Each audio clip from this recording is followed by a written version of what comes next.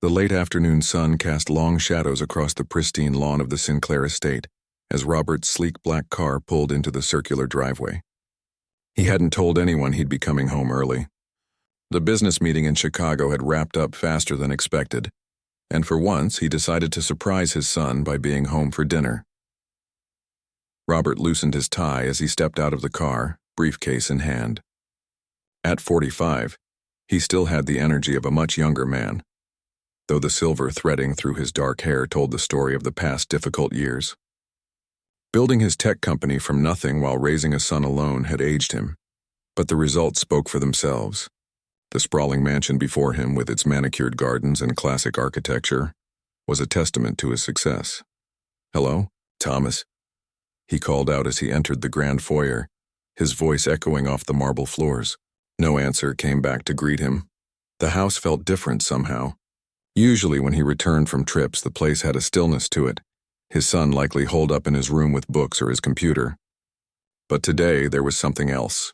Music, faint but unmistakable, floating down from somewhere upstairs.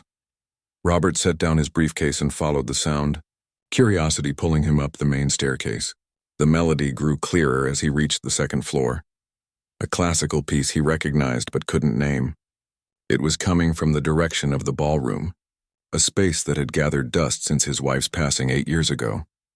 As he approached the partially open double doors, the music swelled, a waltz, he realized.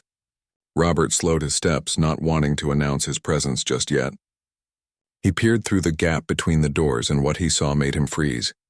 In the center of the ballroom, beneath the crystal chandelier that hadn't been lit in years, was Thomas.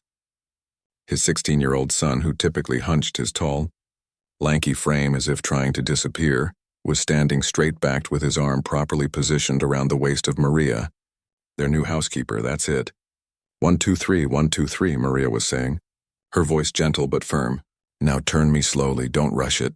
Thomas's face showed intense concentration as he awkwardly attempted to lead her through a turn. He stumbled slightly, his feet tangling with hers.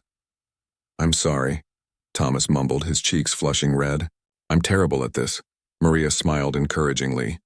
"You're not terrible, you're learning. Nobody gets it right the first time. Let's try again." Robert couldn't remember the last time he'd seen his son try something that didn't involve mathematics or computer code. Thomas had always been bright but painfully shy, a trait that had only worsened during his teenage years. School dances went unattended, invitations declined. Thomas preferred the company of books to people, yet here he was, attempting to dance, with a look of determination rather than defeat on his face. Maria reset their position, placing Thomas's right hand on her upper back. "Remember, the frame is important. Stand tall like you're trying to look over a fence." Robert watched as his son straightened his posture, gaining at least 2 inches in height. "Much better," Maria nodded approvingly. "Now lead with intention. The secret to dancing isn't in the feet. It's knowing where you want to go." She reached over to restart the music from a small speaker on the piano bench, and they began again. This time, Thomas moved with slightly more confidence, his steps still hesitant but more deliberate. Robert studied Maria as she guided his son through the basic steps. She had joined their household staff just 3 months ago, after their previous housekeeper retired. In her mid-30s, Maria had seemed pleasant but unremarkable during the brief interactions he'd had with her. She kept the house immaculate, prepared excellent meals, and stayed mostly in the background, exactly what he expected from household staff. But the woman in the ballroom moved differently than the Maria he thought he knew. Despite the simple blue uniform dress she wore, there was an unmistakable elegance to her movements. Each step was precise, her back perfectly straight, her head held high. Even as she deliberately followed Thomas's clumsy lead, there was something in her bearing that spoke of years of training. "Okay, now we'll add the quarter turn after every third step," Maria instructed. "Remember how I showed you?" "I think so," Thomas replied, his voice lacking its usual uncertainty. Robert shifted his position slightly to get a better view, and the old wooden floor beneath him creaked. Inside the ballroom, Maria's head turned sharply toward the sound. Their eyes met through the gap in the door. "Mr. Sinclair," she exclaimed, immediately stepping away from Thomas. "We didn't expect you until tomorrow." Thomas spun around, his momentary confidence evaporating. "Dad!" You're home early. Robert pushed the door fully open and stepped into the ballroom, feeling strangely like an intruder. Meeting finished ahead of schedule, he explained, then gestured to the space around them. I haven't seen this room used in years. Maria quickly moved to turn off the music. I apologize for the liberty, sir. I should have asked permission before using this room.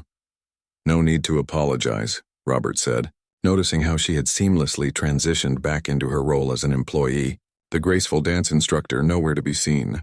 I'm just surprised. Thomas shoved his hands into his pockets, staring at the floor. It was my fault. I asked Maria to help me.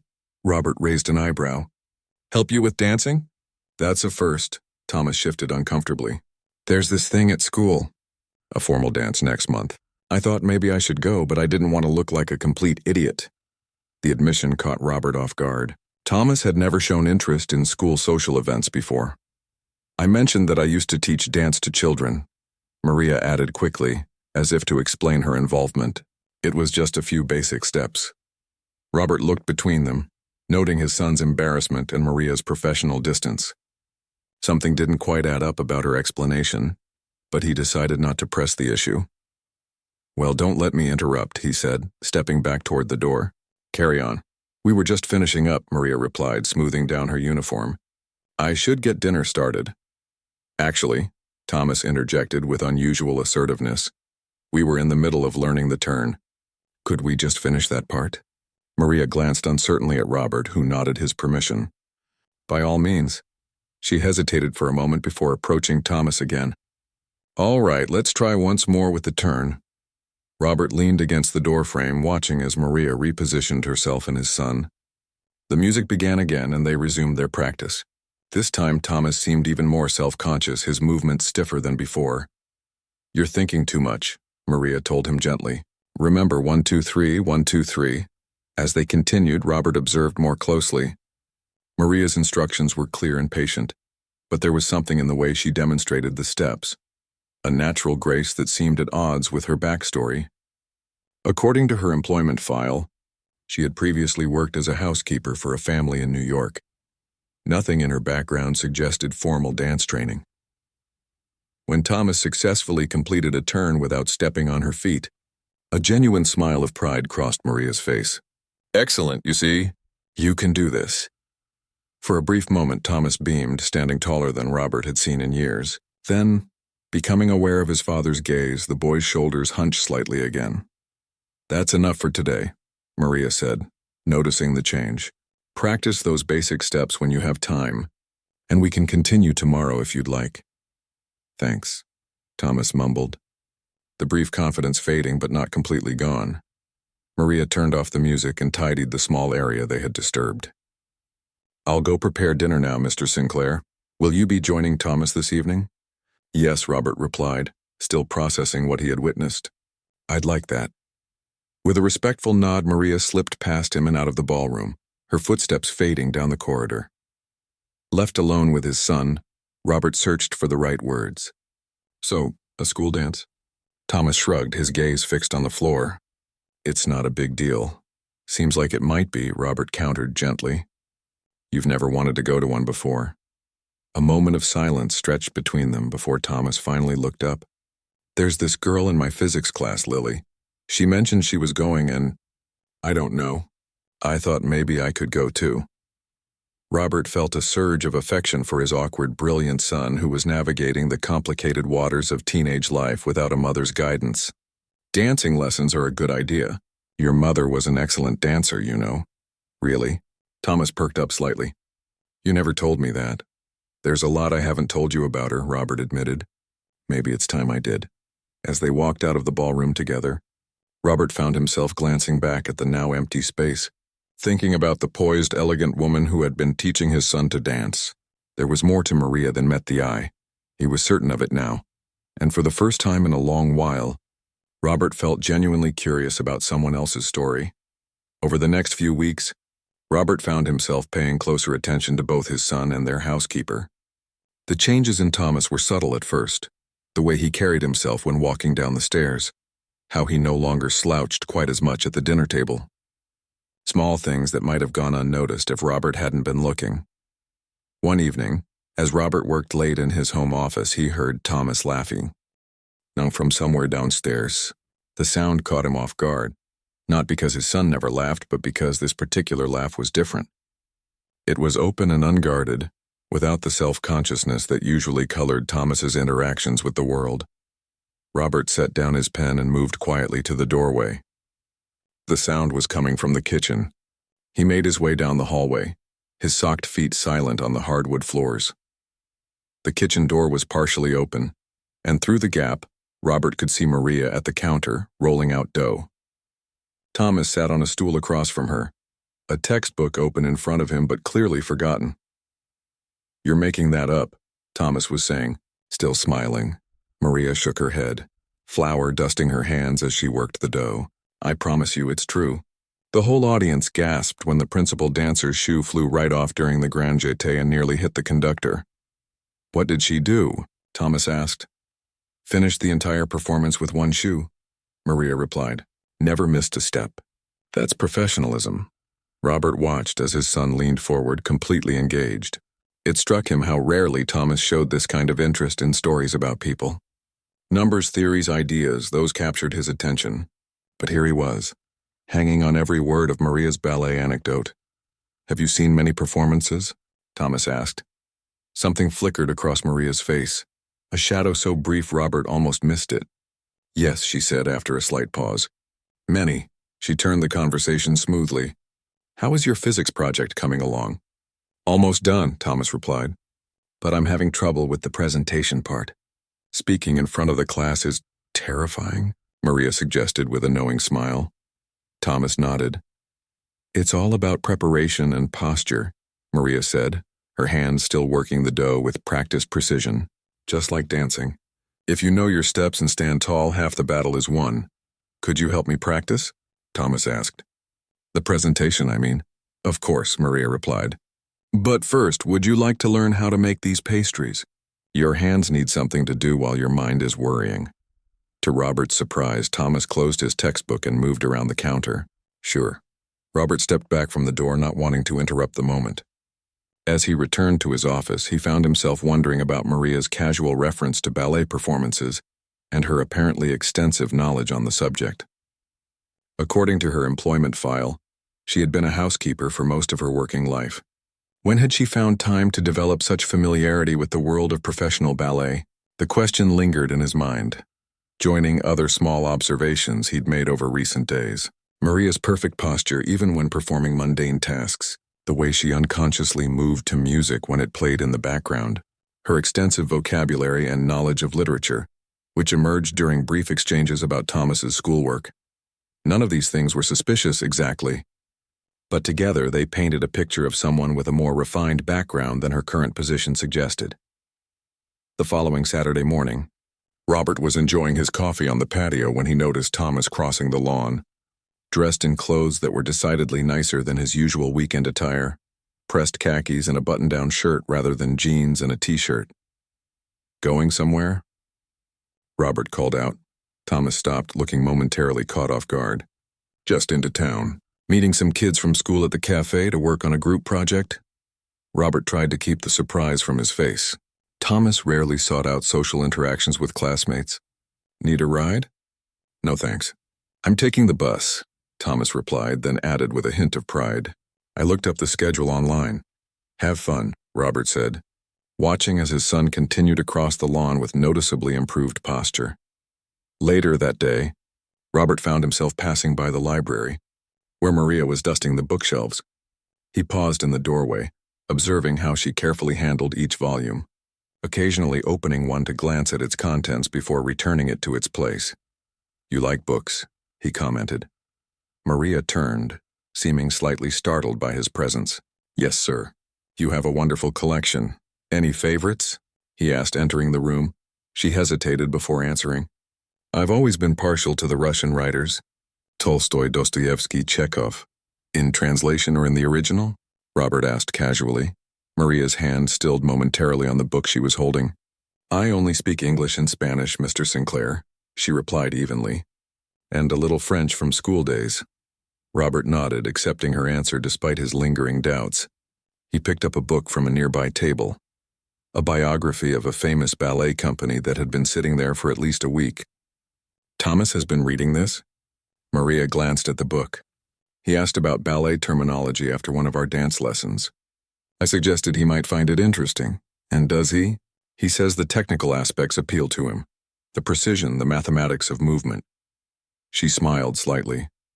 Though I think he's more interested in impressing a certain young lady at school than becoming a ballet enthusiast. Robert set the book down. He's changing. Opening up more. That's natural at his age, Maria replied. Finding new interests, discovering who he is. Still, the timing coincides with your arrival, Robert observed.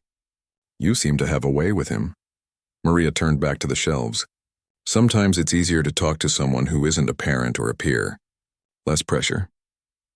The conversation might have ended there if Robert hadn't noticed something as Maria reached for a book on a higher shelf. The sleeve of her uniform pulled back slightly, revealing a small tattoo on the inside of her wrist. It appeared to be a tiny pair of ballet shoes. Before he could comment, the doorbell rang, drawing his attention away.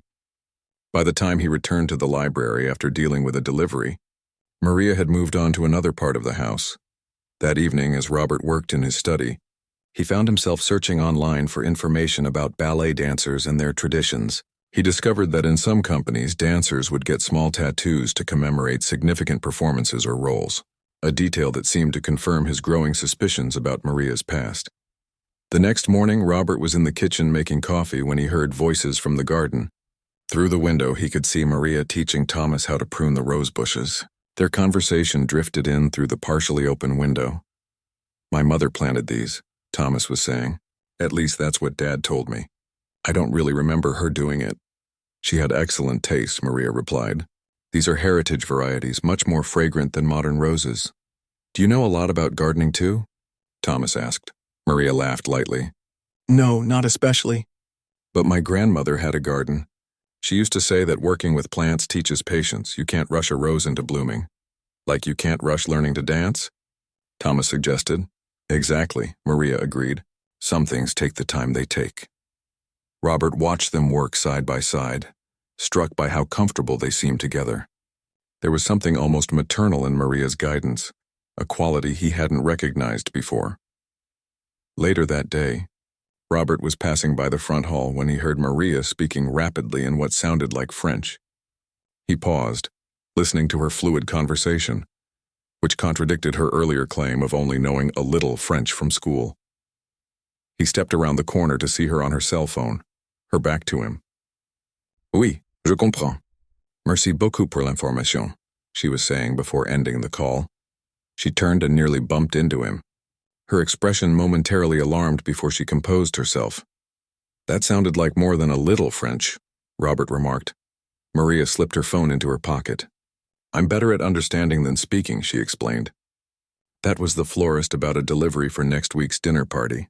The explanation was plausible, but something in her eyes, a wariness, strengthened Robert's conviction that Maria Diaz was not being entirely truthful about who she was. That evening, after Thomas had gone to bed, Robert sat in his study staring at Maria's employment file. The references checked out. Her previous employers in New York had given glowing recommendations. Her background check had come back clean. On paper, everything looked perfectly in order, and yet the inconsistencies kept piling up. The ballet knowledge, the French phone call, the tattoo, the refined mannerisms that occasionally slipped through her carefully maintained demeanor. Robert closed the file and leaned back in his chair. He wasn't just curious anymore, he was concerned. This woman was spending time with his son, influencing him, earning his trust. If she wasn't who she claimed to be, he needed to know who she really was. He reached for his phone and scrolled through his contacts until he found the number for David Chen, a private investigator he'd used for corporate background checks in the past. It was late, but this couldn't wait until morning. David, he said when the call connected, I need your help with something discreet. 3 days after contacting David Chen, Robert sat across from the private investigator at a quiet corner table in a downtown cafe. They'd chosen a meeting place far from the Sinclair estate to avoid any chance encounters with Maria. So what have you found? Robert asked, keeping his voice low despite the ambient noise of the busy cafe. David slid a thin folder across the table. Not much, which is interesting in itself. Robert raised an eyebrow. Explain. On puppy. Maria Diaz appears to have materialized out of thin air about 2 years ago, David said, tapping the folder. Her employment history with the Palmers in New York checks out. They confirm she worked for them for 18 months and left on good terms. But before that? Nothing. What do you mean, nothing? Robert asked, opening the folder to scan its contents. No previous employment records, no rental history, no credit cards, no social media footprint. The social security number on her application is legitimate, but was only issued 3 years ago. David leaned forward. It's as if Maria Diaz didn't exist before 2023. Robert frowned. That's impossible. Not impossible, David corrected. Just unusual, and typically indicative of someone who's either in witness protection or who has deliberately created a new identity. Robert thought about the woman who moved so gracefully through his home, who spoke French fluently despite claiming otherwise, who knew so much about ballet and literature and classical music. You think she's hiding from something? Or someone? David shrugged. Could be. Or she could be hiding something about herself. Any criminal record? Robert asked, though he found it hard to imagine Maria as a criminal. None that I could find under the name Maria Diaz, David replied. But without knowing her real name, if that's not it, I can't rule anything out. Robert drummed his fingers on the table, thinking. What about facial recognition? Could you run her photo through some databases? David nodded. Already did. Nothing in any criminal database, but he pulled out his tablet and opened a file. I did find something when I expanded the search to include international news archives. He turned the tablet toward Robert. On the screen was a newspaper article in Spanish dated about 3 years ago. The headline read, Prima ballerina abandoned stage at height of career. And there, in a performance photo, was a woman who was unmistakably Maria. Her hair was styled differently, her face more made up, but the elegant posture and expressive eyes were the same. According to the caption, the dancer's name was Mariana Delgado, Argentina's national treasure, David explained. According to this article and others I found, she was considered one of the greatest ballet dancers of her generation. Tours around the world, guest performances with major companies. The whole 9 yards. Robert stared at the photo, trying to reconcile the world-famous ballerina with the woman who dusted his bookshelves and cooked his meals. Does it say why she quit? David swiped to another article. This is where it gets sad. About 3 years ago, while she was performing in Madrid, her husband and 5-year-old daughter were killed in a car accident on their way to see her performance. Robert felt a chill run through him. My God. After the funeral, she apparently disappeared, canceled all performances, declined interviews, and eventually just vanished from public view. The ballet world was in shock. There were all kinds of rumors that she'd had a breakdown, that she'd joined a convent, that she was living as a recluse in some remote location. David closed the tablet. No one expected her to turn up as a housekeeper in America. Robert leaned back in his chair, processing this information. It explained so much. Maria's grace, her knowledge, the shadow that sometimes crossed her face when certain topics came up. But it raised new questions too. Why would someone like that end up working as household help? He wondered aloud. Grief affects people in different ways, David offered. Maybe she needed to escape everything that reminded her of her old life. Maybe being someone else, someone ordinary, was the only way she could cope. Robert nodded slowly. It made a painful kind of sense. After his wife died, he had thrown himself into his work, building his company into an empire, partly to avoid dealing with his loss. Everyone had their own ways of running from pain. There's one more thing, David said, pulling a printout from the folder. I found this video online from her last performance, the night of the accident. I've never seen anything like it. He handed Robert the paper with a QR code. Watch it when you have a chance. Robert tucked the code into his pocket. Thank you, David. This is not what I was expecting. What will you do now? David asked. It was a good question. Robert wasn't sure. I need to think about it. As he drove home, Robert's mind raced with questions. Should he confront Maria about her true identity? Should he pretend he didn't know? Was she a danger to his family, or just a wounded soul seeking anonymity? When he arrived at the estate, he found Thomas sitting on the front steps, dressed in a suit that Robert hadn't seen before. The sight was so unexpected that he momentarily forgot about Maria's secret. What's the occasion? Robert asked as he got out of the car. Thomas stood up looking both nervous and proud. School dance. It's tonight. Robert checked his watch. Tonight? I thought that was next week. No, it's tonight, Thomas confirmed. I told you about it last month. He probably had, Robert realized. There were too many things he missed while building his business empire. Too many conversations half heard while his mind was elsewhere. You look very handsome, Robert said, meaning it. The suit fit well and Thomas was standing straighter than Robert had ever seen him. Is that new? Thomas nodded. Maria helped me pick it out last weekend, and she's been helping me practice dancing every day after school. As if summoned by her name, Maria appeared in the doorway. You forgot your boutonniere, she said to Thomas, holding out a small box. She was dressed in her usual work clothes, but Robert now saw her through new eyes. No longer just the housekeeper, but Mariana Delgado, prima ballerina, a woman who had danced on the great stages of the world. The disguise was effective but imperfect. The elegance was there for anyone paying attention. Maria noticed him staring and gave a small, polite nod. Good evening, Mr. Sinclair. Robert nodded back, uncertain what to say now that he knew her secret. Thomas took the box from her. How do I put this on? Here, let me, Maria said, taking the white flower from the box and pinning it to Thomas's lapel with practiced ease. There. Perfect. Do I really have to bring flowers for Lily? Thomas asked anxiously. What if she thinks it's too much? Trust me, Maria reassured him. Every girl remembers the first boy who brought her flowers. Robert watched the easy rapport between them, saw how his usually anxious son seemed calm in Maria's presence. Whatever her real identity, whatever had brought her to his home, she had been good for Thomas. Your ride should be here any minute, Maria told Thomas. Peter's father is driving, right? Thomas nodded. They're picking up Lily and her friend too. Remember what we practiced, Maria said, straightening his already straight tie. And have fun. That's the most important thing. A car horn sounded from the driveway. That's them, Thomas said, a flash of panic crossing his face. What if I forget everything? What if I step on her feet? You won't, Maria said firmly. You've practiced hard and you're ready. She gave him a gentle push toward the steps. Now go.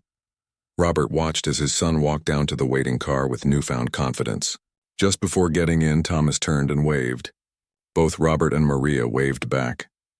As the car pulled away, Robert turned to Maria. You've done wonders with him. He just needed a little guidance, she replied. All teenagers do. Robert hesitated, unsure if now was the right time to reveal what he knew. But before he could decide, Maria spoke again. I've prepared dinner, Mr. Sinclair. It's in the oven. If you don't need anything else, I'd like to take the evening off. Since Thomas won't be home until late? Of course, Robert said. You've earned it. Maria thanked him and went back inside, leaving Robert alone with his thoughts. Later that night, after a solitary dinner, Robert sat in his study and pulled out the QR code David had given him. He scanned it with his phone and found himself watching a video of Mariana Delgado's final performance. She was dancing the role of Giselle, a ballet about a peasant girl who dies of a broken heart and returns as a spirit. The performance was captivating. Even to Robert's untrained eye, it was clear he was watching something extraordinary. Mariana moved with such emotion, such perfect technique, that it seemed as if she was actually transforming from a joyful girl to a heartbroken ghost before his eyes. Knowing what had happened that night, that while she danced, her family was dying on a rain-slicked road, made the performance almost unbearable to watch. No wonder she had left that life behind. How could anyone continue in the spotlight after such a tragedy? Robert closed the video, feeling like he had intruded on something deeply personal. The woman living in his house caring for his son wasn't just hiding her identity, she was hiding from her pain. Tomorrow, he decided, he would talk to her. Not to expose her or confront her, but to let her know that she was safe here, that her secret was safe with him. As he was about to turn in for the night, he heard the front door open. Thomas was home early. Robert went downstairs to find his son standing in the foyer, his boutonniere missing, his expression unreadable. Everything okay? Robert asked. You're home sooner than I expected. Thomas looked up, and to Robert's surprise, there was a smile on his face, a real unguarded smile. Dad, he said, I had the best night of my life.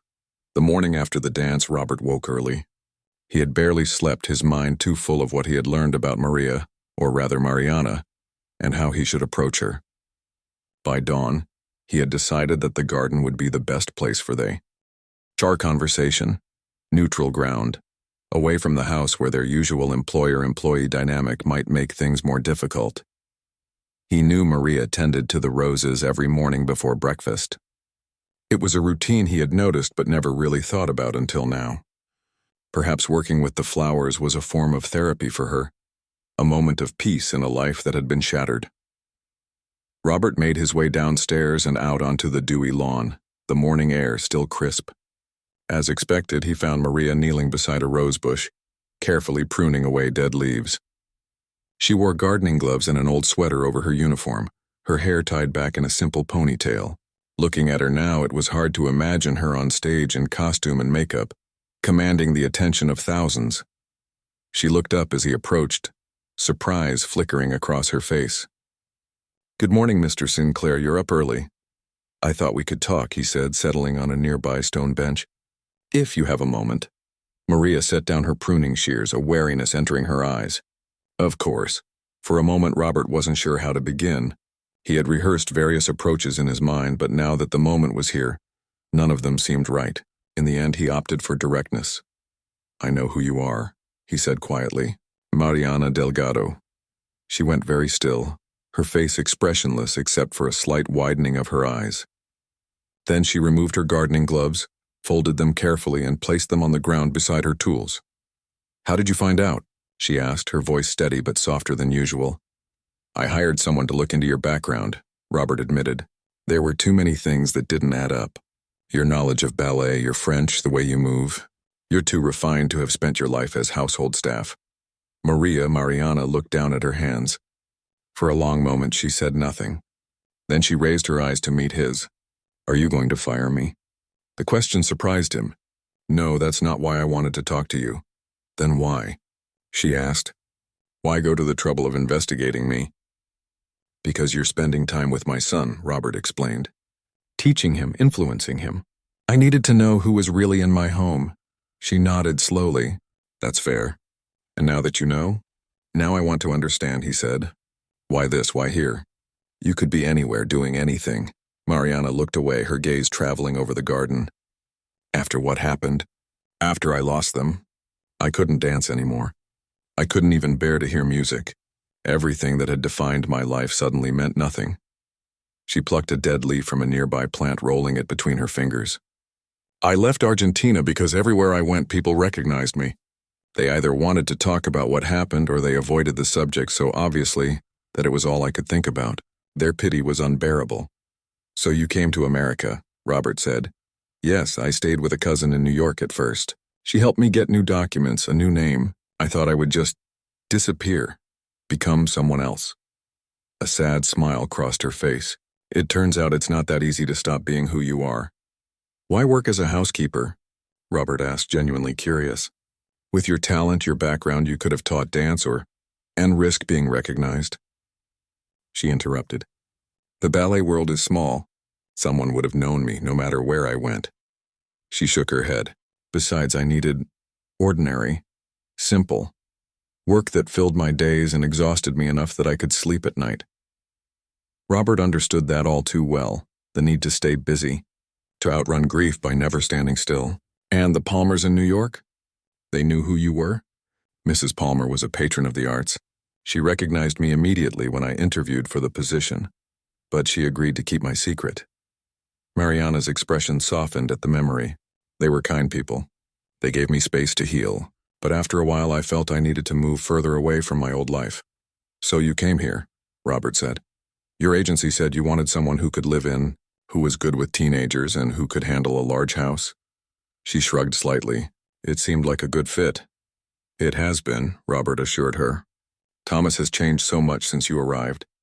He's more confident, more engaged. Last night was the first school dance he's ever attended, and he came home calling it the best night of his life." A genuine smile lit up Mariana's face. "He did well then?" "Apparently so," Robert said, returning her smile. "He was going to tell me all about it, but he was so tired he could barely keep his eyes open.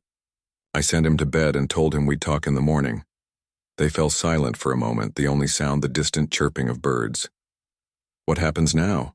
Mariana finally asked. Will you tell Thomas who I really am? Robert considered the question. I think that should be your decision. But I won't pressure you either way. Thank you, she said quietly. I do have one question, though, Robert said. The dancing lessons, how did those start? Mariana's expression softened at the memory. It was about a month after I started working here. I found Thomas in the ballroom one afternoon. He was trying to follow a dance tutorial on his phone, but he was struggling. He was so embarrassed when he saw me standing there. I can imagine, Robert said, thinking of his shy, self-conscious son. He made me promise not to tell anyone. Mariana continued. He said there was a girl at school he liked, and he'd overheard her talking about the upcoming dance. He wanted to ask her, but he was terrified of making a fool of himself on the dance floor. So you offered to teach him? She nodded. I told him I used to teach dance to children. It wasn't a complete lie. No, just a significant understatement, Robert said with a slight smile. At first I just showed him the basics, but he was such a dedicated student, so determined to get it right. Her eyes grew distant. It reminded me of teaching my daughter. She was only 5, but she already had such passion for dance. The mention of her daughter hung in the air between them, a reminder of all Mariana had lost. Robert felt a wave of empathy for this woman who had endured what no parent should ever have to face. I'm sorry, he said softly. About your family. Mariana nodded, blinking rapidly. It still doesn't feel real sometimes, even after 3 years. I know, Robert said. After my wife died, I kept expecting to see her walking through the door or hear her voice from the next room. It took a long time before I stopped looking for her. Does it ever stop hurting? Mariana asked, her voice barely above a whisper. No, Robert answered honestly. But eventually you learn to carry it differently. It becomes part of you, but not all of you. She considered his words, then slowly nodded. I think I'm still learning how to carry it. For what it's worth, I think helping Thomas has been good for you too, Robert said. You seem more present when you're teaching him. He's a good boy, Mariana said. Smart and kind. You've raised him well despite your loss. I've done my best, Robert replied, though I know I've been too absent at times, too focused on building the business. A comfortable silence fell between them, the morning sun now fully risen, casting long shadows across the garden. So where do we go from here? Mariana finally asked. Robert had been thinking about this question all night. I have a proposal, he said. If you're willing to hear it. She looked at him expectantly. Stay on as our housekeeper if that's what you want, he said. Nothing has to change. Your secret is safe with me, but I'd also like to offer you a new position as Thomas's formal dance and cultural mentor. With appropriate compensation, of course. Mariana looked surprised. You want me to teach him? Officially. He's flourishing under your guidance, Robert explained. And it seems to me that teaching him has been good for you as well. Why not make it official? You could work with him on dance, yes, but also languages, literature, music. All the things you clearly know so much about. He could see her considering the idea, weighing it against whatever plans or lack of plans she had made for herself. You don't have to decide right away, Robert added. Take some time to think about it. Mariana nodded slowly. I will. Thank you. The sound of the back door opening interrupted their conversation. Thomas emerged onto the patio, still in his pajamas, his hair tousled from sleep. Dad? He called out. Maria? Are you guys out there? Robert and Mariana exchanged a look. We should go in, Robert said, standing up. He'll want to tell us all about last night. As they walked back toward the house, Robert gently touched Mariana's arm, stopping her. One more thing, he said quietly. Whatever you decide about the job, I want you to know that you have a place here. For as long as you want it. Gratitude flashed in her eyes, along with something else, perhaps hope or the beginning of it. She nodded once, then continued toward the house where Thomas was waiting, eager to share his triumph with the two people who had made it possible. Robert followed, watching as Mariana's posture subtly shifted, straightening, opening as if some invisible weight had been lifted from her shoulders. Not completely, perhaps, but enough that she could stand a little taller in the morning light. 6 months had passed since the morning in the garden when Robert had confronted Mariana about her true identity. The seasons had changed, summer giving way to fall and then to the first touches of winter. The roses were dormant now, waiting for spring to bloom again, much like Mariana herself had been when she first arrived at the Sinclair estate. Robert stood by the window of his home office, watching as Mariana's car pulled into the drive. Away. Thomas bounded out of the passenger side, backpack slung over one shoulder, talking animatedly as they walked toward the house. Even from a distance, Robert could see how much his son had changed. Standing taller, moving with confidence, his gestures expressive and uninhibited. The changes in Mariana were equally visible.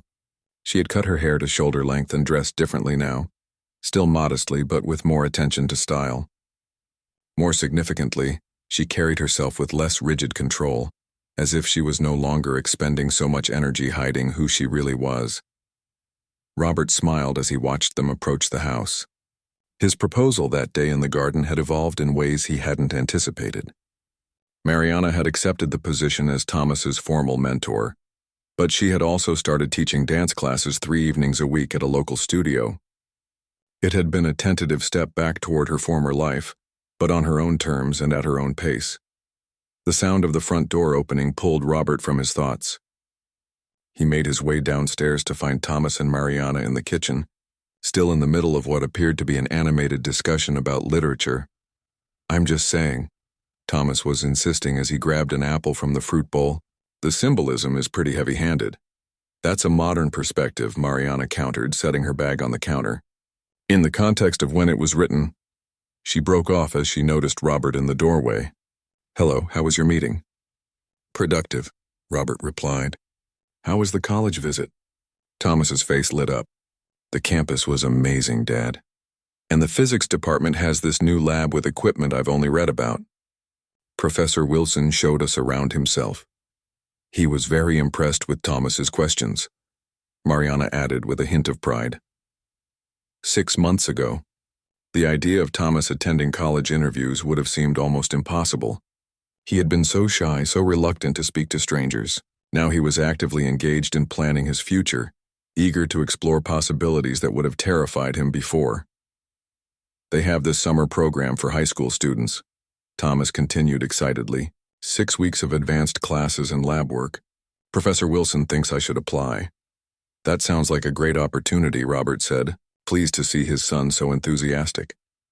"The application requires a personal essay and letters of recommendation," Mariana explained. "We were discussing it on the drive home. I think Thomas has a very good chance of being accepted." Thomas glanced at his watch. "I need to call Lily before dinner. I promised to help her with calculus." He grabbed his backpack and headed for the stairs, then paused and turned back. "Oh, Dad, can you come to my physics presentation next week?" "It's on Thursday at 2 o'clock. "I wouldn't miss it," Robert promised. Thomas grinned and bounded up the stairs, his footsteps fading as he reached the upper floor. Alone in the kitchen with Mariana, Robert leaned against the counter.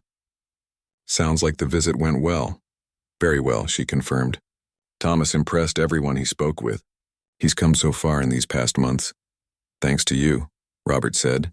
Mariana shook her head. "He always had it in him. He just needed someone to help him find his confidence." "Still, I'm grateful," Robert said. "We both are." A comfortable silence fell between them, the kind that had become more common as their relationship had evolved from employer-employee to something closer to friendship. "How are your dance classes going?" Robert asked after a moment. A smile touched Mariana's lips. "Good. We're preparing for a small recital next month. Nothing fancy, just showing parents what the children have learned." "Will you dance too?" Robert asked. It was a question he'd been careful not to push, knowing how painful her former career was for her. "A short piece," she admitted. "My first time performing since—" She didn't finish the sentence, but she didn't need to. "That's a big step," Robert said softly. Mariana nodded. "It feels right somehow, like something I need to do." "I'd like to be there," Robert said, "if that wouldn't make you uncomfortable." "I'd like that," she replied, her eyes meeting his briefly before she turned away to start preparing dinner. Robert watched her move around the kitchen with practiced ease. In the beginning, he had worried that keeping her true identity secret might be a burden, but as the months passed, it had become clear that Mariana was gradually finding her way back to herself. She hadn't abandoned Maria Diaz completely. That identity had given her shelter when she needed it most, but she was no longer hiding quite so completely. A few weeks after their conversation in the garden, Mariana had decided to tell Thomas the truth. Robert had been present for that discussion, ready to support both of them, but he needn't have worried. Thomas had been shocked at first, then fascinated, and finally deeply honored that she had trusted him with her story. "So that's why you're such an amazing teacher," he had said with characteristic directness. "You actually know what you're doing." Mariana had laughed, a real laugh that reached her eyes. "Yes, I suppose I do." From that day forward, their mentoring sessions had taken on a new dimension. Mariana no longer had to pretend to know less than she did, and Thomas thrived under her more comprehensive guidance. His French improved rapidly, his appreciation for the arts deepened, and his confidence in social situations grew steadily. Now, as Robert helped Mariana prepare dinner, he reflected on how differently things might have turned out if he hadn't discovered her secret, or if he had reacted with anger instead of understanding. "I spoke with David Chen today," he said, referring to the private investigator who had uncovered Mariana's identity. She looked up from the vegetables she was chopping. "Oh?" "He mentioned that a documentary filmmaker from Argentina has been trying to track you down. Apparently there's renewed interest in your story back home." Mariana's hands stilled, her expression guarded. "What did David tell them?" "Nothing," Robert assured her. "He said he had no information to share, but it got me thinking." "About what?" "About whether you might someday want to reclaim your public identity. Not to return to your former career necessarily, but to stop running from your past." Mariana resumed chopping, her movements precise. "I've thought about it," she admitted, "especially since I started teaching again. It's exhausting sometimes, being careful about what I say and who might recognize me." "What's stopping you?" Robert asked gently. She set down the knife and looked at him directly. "Fear, mostly. Fear that facing my old life means facing all the pain again, and fear of the attention, the questions, people wanting pieces of me that I'm not ready to give." Robert nodded, understanding. "You don't have to decide anything now, or ever if that's what you want. I just wanted you to know that whatever you choose, you have support here." "Thank you," she said simply. The moment was interrupted by the sound of Thomas coming back downstairs. "Lily says hi," he announced as he entered the kitchen, "and she wants to know if Mariana can help with her dress for the winter formal. Apparently the one her mom bought is a disaster. Tell her to bring it over this weekend," Mariana replied with a smile. "We'll see what can be done." Thomas grabbed a carrot from the cutting board. "Also, I was thinking, maybe we could host a small dinner party after my physics presentation. Just Lily and her parents, and maybe Peter and his dad, to celebrate if it goes well or to cheer me up if I mess up completely." Robert and Mariana exchanged surprised glances. 6 months ago, Thomas would never have suggested hosting a social gathering. "That sounds like a wonderful idea," Mariana said warmly. "We'll make it happen," Robert agreed, "though I'm sure you won't need cheering up. You're going to do great." Thomas's face lit up with a smile, an expression that had once been rare but was now becoming wonderfully common. "Thanks, Dad." As they moved around the kitchen together, preparing dinner as a family rather than as employer and employees, Robert felt a sense of contentment he hadn't experienced in years. The house that had once felt too large, too empty after his wife's death, was now filled with conversation and laughter. Later that evening, after Thomas had gone upstairs to finish his homework, Robert found Mariana in the library, reading a book of poetry in the soft lamplight. "I have something for you," he said. Holding out a small box, she looked up, surprised. "What's this?" "Open it and see." Inside the box was a delicate silver keypin, a replica of an antique ballet costume accessory he had seen in one of the articles about her. In the 19th century, dancers wore keys like this on their costumes in certain ballets, he explained as she lifted it from the box. They were symbols of unlocking potential, opening doors to new possibilities. "I know," she said softly, touching the pin with gentle fingers. "I had one in my first professional role. I lost it years ago. I thought it might be meaningful," Robert said, "a reminder that doors can still open even after they seem permanently closed." Mariana looked up at him, her eyes bright with unshed tears. "Thank you." They stood in comfortable silence for a moment, both aware of how much had changed since that first afternoon when he had caught her teaching Thomas to dance. "There's a charity gala next month," Robert said finally. "For the children's hospital. There will be dancing." He hesitated, then continued. I was wondering if you might consider being my guest. It wasn't quite a date, or perhaps it was. Neither of them was ready to define it too precisely, but it was an invitation to step further out of the shadows, to be seen not as the housekeeper,